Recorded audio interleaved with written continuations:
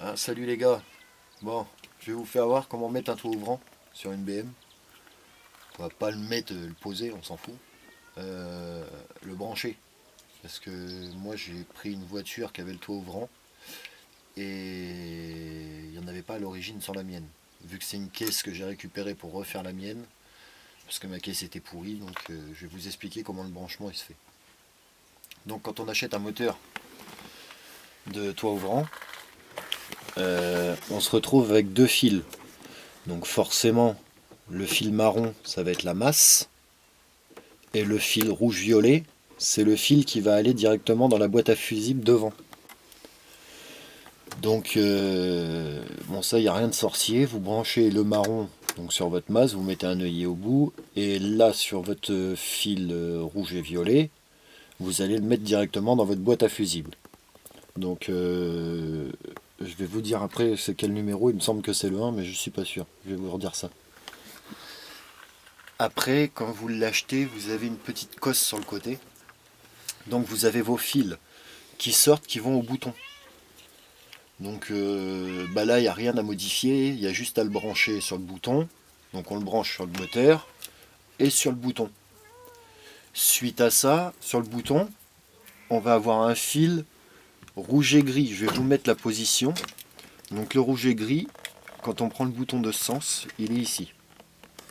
D'accord? On a un blanc jaune, un jaune noir, une masse de l'autre côté, mais la masse ça va directement sur le moteur donc on s'en fiche. Et on a ce fil là.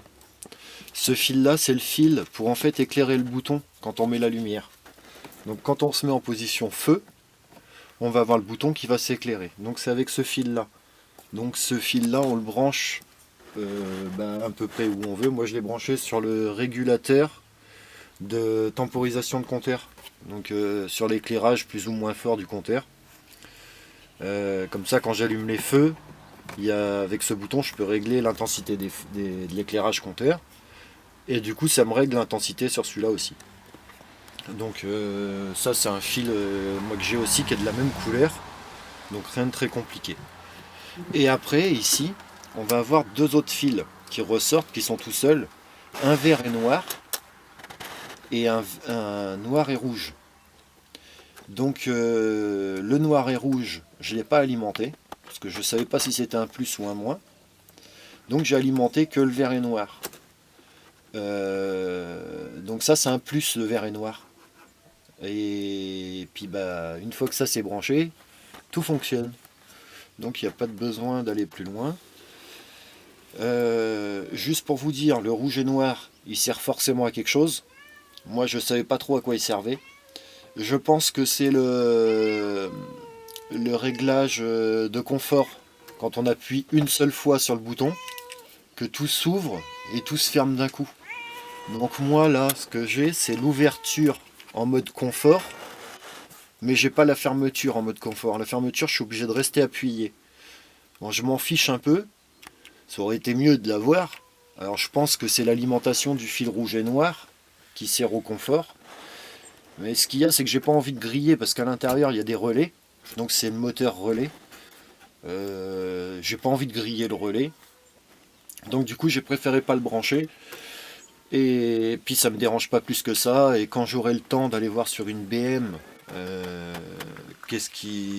quoi sert ce fil, parce que bah là je l'ai tout fait à l'œil, hein, j'ai tout branché sans revue technique, sans rien, donc j'ai tout mis sur du 6 volts pour essayer de trouver les bons fils. Et quand j'aurai trouvé à quoi il sert, bon ben je referai peut-être un tuto où je le dirai, ou si quelqu'un sait à quoi sert ce fil, si c'est un plus ou un moins. Je pense que c'est un plus honnêtement. Mais après, j'en sais rien, donc je veux pas le brancher, je préfère pas le brancher et rien griller. Donc là, ça fonctionne très bien. Si je branche la batterie, je vais vous la brancher et vous faire voir que ça fonctionne. Donc on est de retour. Donc je viens de brancher la batterie. Donc là, vous voyez, je regarde si j'ai rien sur le toit. Oh non, c'est bon. Donc là, si j'appuie une fois, mon toit ouvrant s'ouvre. Je n'ai pas besoin de rappuyer. Ce que je vous disais, c'est le mode confort. Donc par contre si j'appuie de l'autre sens, voilà, il s'arrête. J'ai pas le mode confort. Donc il y a juste ça. Donc ça me dérange pas plus que ça. C'est pour ça que je me prends pas la tête avec ce fil. Ça fonctionne très bien. Donc là je le referme, mais je suis obligé de rester appuyé. Là il se rebloque. Et là où je vous dis que c'est bien le mode confort, pour moi, c'est que quand je rappuie de ce côté du bouton, admettons, il va s'ouvrir en mode papillon. Donc mode fumeur. Ça il le fait tout seul aussi.